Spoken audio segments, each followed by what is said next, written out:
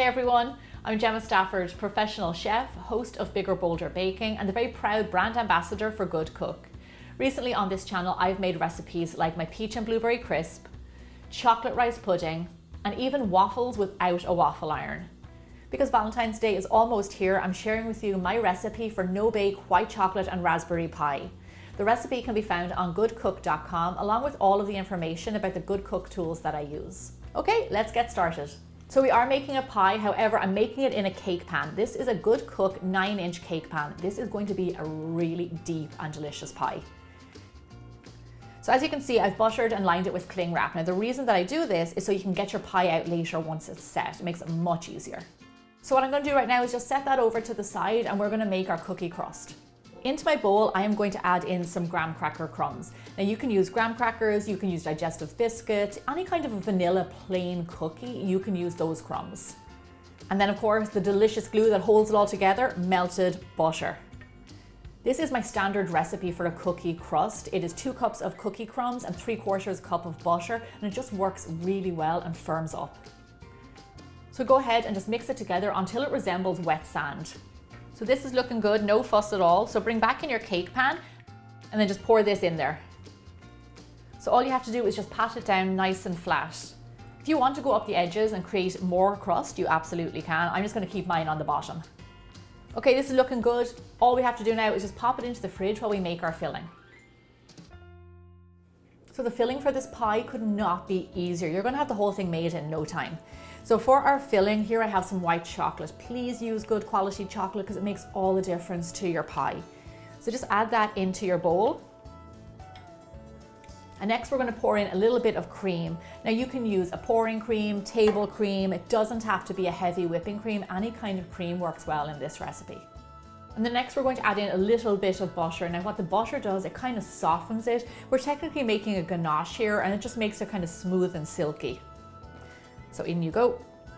So just heat this up until your white chocolate melts. Now you want to take care when melting chocolate because it can be a little bit temperamental. So maybe check it every 30 seconds or so and just until the chocolate is nice and melty. You can also do this step over a bain-marie. Just make sure that the bowl that you're using is heat safe. So I was checking on my chocolate and it's looking all good. That only took me around 2 minutes. It really takes no time at all. So into this mix, I'm going to add in a little bit of vanilla paste. If you're an avid baker, or even if you don't bake that often, have a little jar of vanilla paste in your fridge. It is such a great go-to, especially if you don't have pods. Then just whisk your filling until it kind of comes together and emulsifies. Gorgeous, fantastic. So we pretty much have all the components for our pie. Now all we have to do is just bring it together.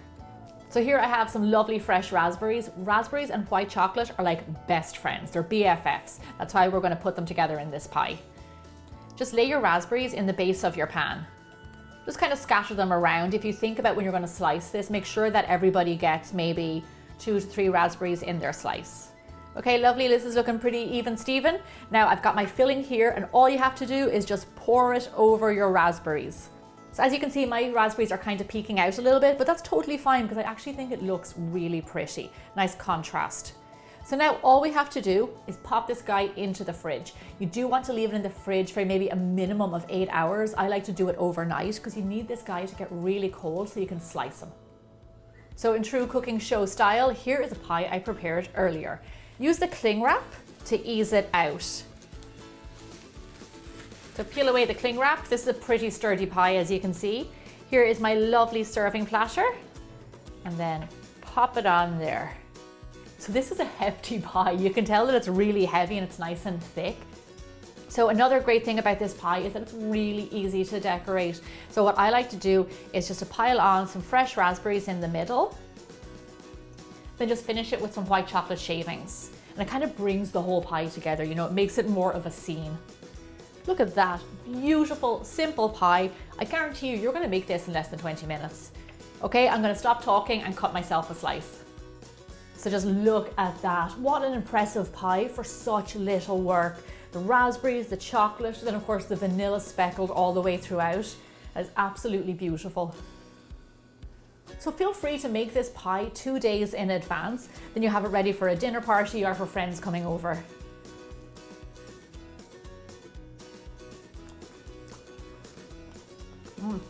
You are going to be breaking hearts with this dessert this Valentine's Day. It is simple, it's impressive, it's absolutely delicious. Head over to goodcook.com for this recipe and lots more, and I'll see you back here really soon.